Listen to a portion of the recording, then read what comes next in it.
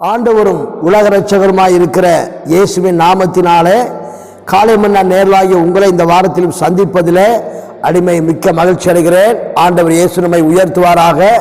இந்த 1560வது காலை மன்னா நிகழ்ச்சிக்கு உங்களை நான் அழைத்து செல்ல விரும்புகிறேன். அதற்கு முன்பதாக ஒரு முக்கியமான காரியத்திற்காக நாம் ஜெபிக்க வேண்டும். இப்பொழுது பார்க்கும்போது சபைக்குள்ளே இருக்கிற வாலிபர்கள் தேவனுக்காக பயன்படுகிற பாத்திரங்களாக மாற வேண்டும். அல்லேலூயா. வேதம் சொல்லுகிறது, எருதுகள் இல்லாத இடத்தில் களஞ்சிய வெறுமையா இருக்கும்னு சொல்லி. எனவே சபைக்குள்ளே திரளான வாலிபர்கள் வர வேண்டும். அந்த வாலிபர்கள் தேவனுக்காக பயன்படுகிற பாத்திரங்களாக மாறும்படியாக காலை மன்னா நேராகிய நானும் நீங்கள் ஜெபம் பண்ணுவோம். ஆண்டவர் ஆசீர்வதிப்பாராக. ஆமென். சோத்திரம்.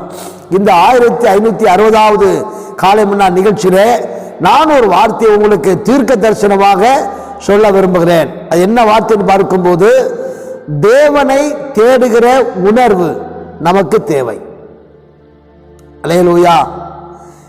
இந்த ஆசீர்வாதமான கால வேளையில ஆண்டவர் நம்மை ஆசீர்வதிக்க வேண்டும் என்று சொன்னால், ஆண்டவர் நம்மை உயர்த்த வேண்டும் என்று சொன்னால், ஆண்டவர் எல்லா விதத்திலும் நம்மை மேன்மைப்படுத்த வேண்டும் என்று சொன்னால், ஆண்டவரை தேடுகிற உணர்வு நமக்கு தேவை.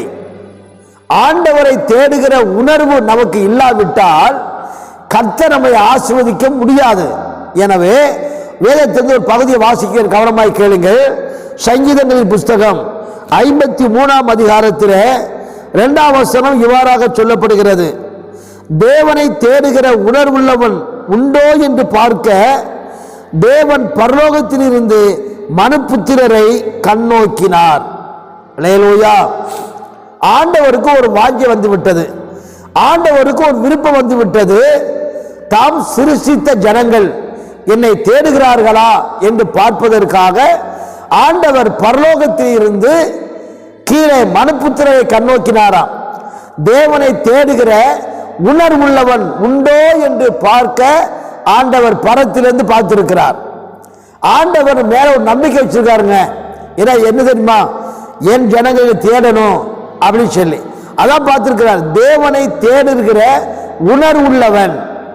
இன்னைக்கு நமக்கு தேவனை தேடுகிற உணர்வு நமக்கு இன்னைக்கு இருக்குதா? இன்னைக்கு ஏன் நேத்திரமா தேவனுடைய ஆலயத்துக்கு போயிருப்போம், தேவனுடைய உணர்வு இல்லாமல நாங்க தேவனுடைய ஆலயத்துக்கு போயிருக்கிறோம் அப்படின்னு கேட்கலாம். தேவனுடைய உணர்வு இருக்கும் அப்படின்னா நல்லா கவனிங்க, ஞாயிற்றுக்கிழமை வந்தாலும் கண்டிப்பாக ஆலயத்துக்கு போவோம், அது உண்மை. அல்லேலூயா. அது எல்லா ஜனங்கள் மேலும் விழுந்த ஒரு கடமை. நீங்க போகலை அப்படின்னா பாஸ்டர் உடனே தேடி வீட்டுக்கு வந்துடுவார். அவர்கிட்ட பாஸ்டர் 2 வாரம் மட்டும் பேச மாட்டார் அப்படின்னு சொல்லி தெரியும். ஆகினால எப்படி ஆகினோ 10 மணிக்கு ஆராதனை அப்படின்னா 11 மணிக்கா போய் சேர்ந்துருவோம் வச்சுங்களேன். அது தேவனை தேடுகிற உணர்வு இல்லை. தேவனை தேடுகிற உணர்வு உண்மையாகவே நமக்கு இருக்கும் என்று சொன்னால் ஆண்டவர் நம்முடைய குடும்பங்கள்ல அற்புதங்களையும் அடையாளங்களையும் செய்வார். அல்லேலூயா. ஆனா ஆண்டவர் கீழே பார்த்திருக்கிறாரு, என்னை தேடுகிற உணர்வு உண்டா என்று பார்ப்பதற்கு தேடி இருக்கிறாரு. ஆனா பார்த்தா 4ஆம் வசனம் சொல்லப்பட்டிருக்கிறது, அவர்கள் எல்லாரும் வழி விலகி ஏகமாய் கெட்டு போனார்கள், நன்மை செய்கிறவன் இல்லை, ஒருவனாகிலும் இல்லை. ஆண்டவருக்கு எவ்வளவு வேதனைப்பட்டார் பாருங்க. உனக்காக ரத்தம் சிந்திருக்கிற, உனக்காக அடிகள் பட்டிருக்கிற, உனக்காக சிலுவை சுமந்திருக்கிற, உனக்காக மரித்திருக்கிற, உனக்காக அடக்கம் பண்ணப்பட்டிருக்கிற, உனக்காக உயிரோடு எழுந்து உனக்காக இப்பொழுதும் பரிந்து பேச்சு கொண்டிருக்கிறன, நீ என்னை விட்டு வழி விலகி ஏகமாய் கெட்டு போனியப்பான்னு சொல்லி அவர் வேதனைப்படுவார். அல்லேலூயா.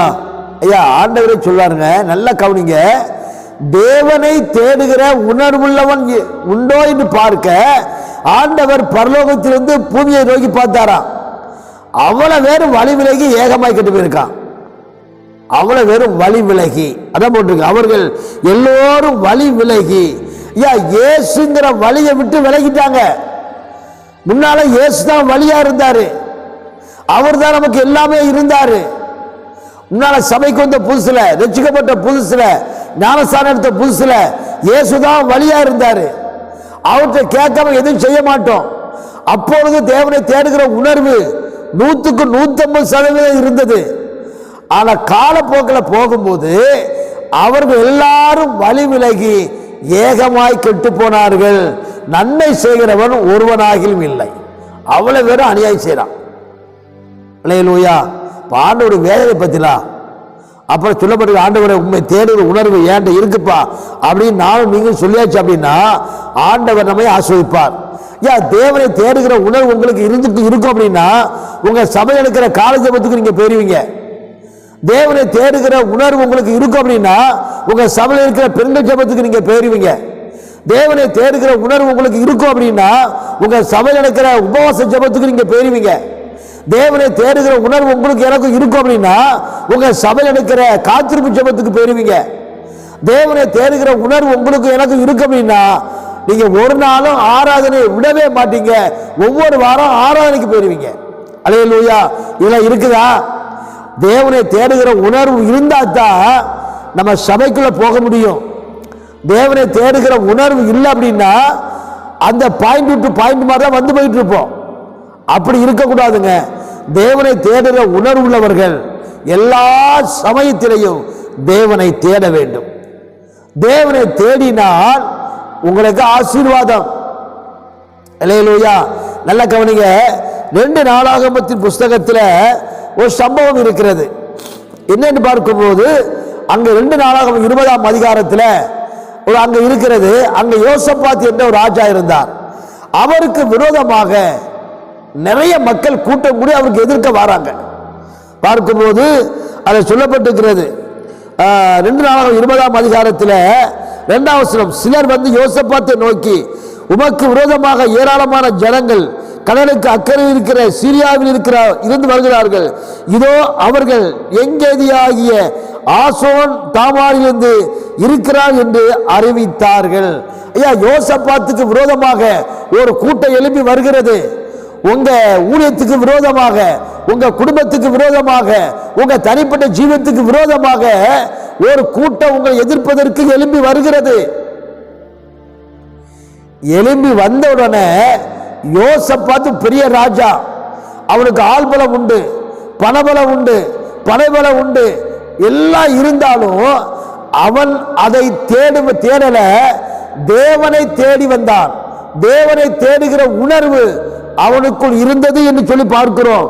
அப்பொழுது 3ஆம் வசனம், அப்பொழுது யோசபாத் பயந்து கர்த்தரை தேடுகிறதற்கு ஒருமனப்பட்டு யூதாவுக்கு உபவாசத்தை கூறுவித்தான். ஐயா, யோசபாத்திற்கு தேவனை தேடுகிற உணர்வு இருந்தது.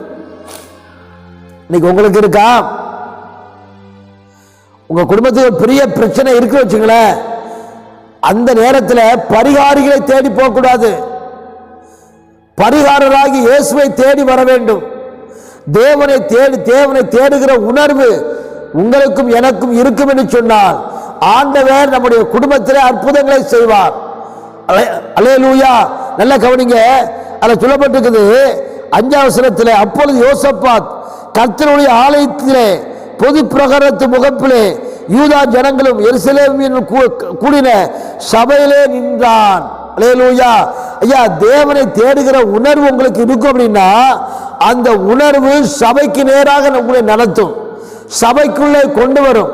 யோசபாத்துக்கு பிரச்சனை வந்த போது மற்ற நாட்டு உதவிகளை தேடி போகல, சபைக்கு ஓடி வந்திருக்கிறான். கர்த்தருடைய ஆலயத்திற்கு ஓடி வந்திருக்கிறான். கர்த்தருடைய ஆலயத்திலே வந்து அங்கே உபவாசித்து ஜெபிக்க ஆரம்பித்தான்.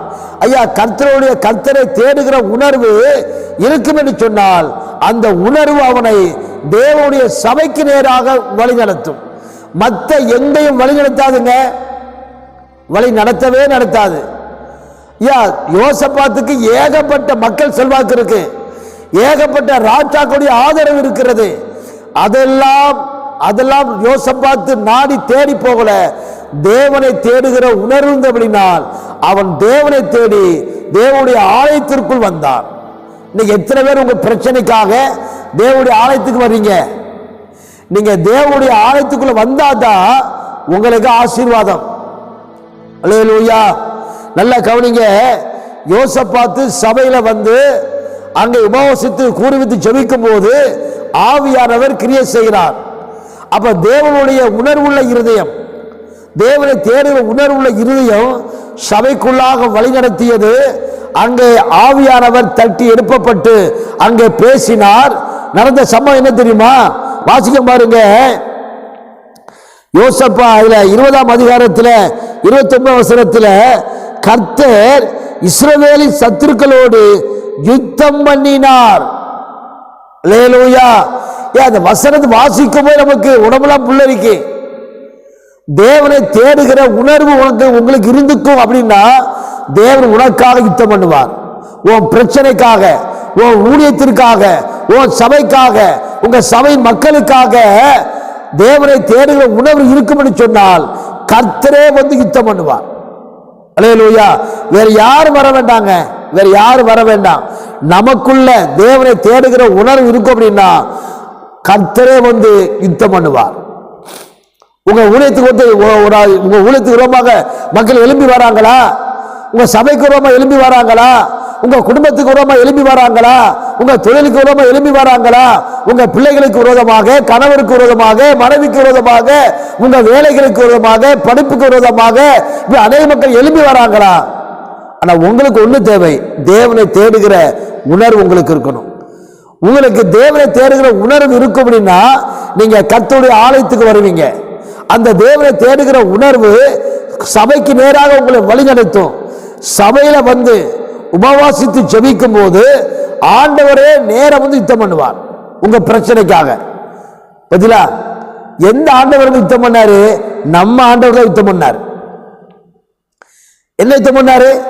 வசவாசி கேட்கிறீங்க நீங்க பாருங்க. அதே 20ஆம் அதிகாரத்தில் இருக்கிற 22ல அவர்கள் பாடி துதி செய்ய தொடங்கின போது யூதாவுக்கு விரோதமாய் வந்து பதிவிருந்த அம்மோன் புத்திரரையும் மோவாபியரையும் சேயீர் மலைதேசத்தாரையும் ஒருவருக்கு விரோதமாய் ஒருவரை கர்த்தர் எழும்ப பண்ணினால் அவர்கள் வெட்டுண்டு விழுந்தார்கள். அல்லேலூயா. நமக்கு தேவனை தேடுகிற உணர்வு இருக்கும் அப்படின்னா ஆண்டவர் நம்ம பிரச்சனையை அவர் கையில் எடுத்துருவாரு. நம்ம தேவைகளை அவர் கையில் எடுத்துருவாரு.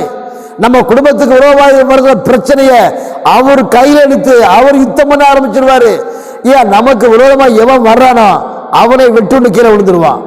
ஏன் தெரியுமா? சொல்லப்பட்டிருக்குது, கர்த்தர் இஸ்ரவேலின் சத்துருக்களோடு யுத்தம் பண்ணினார்.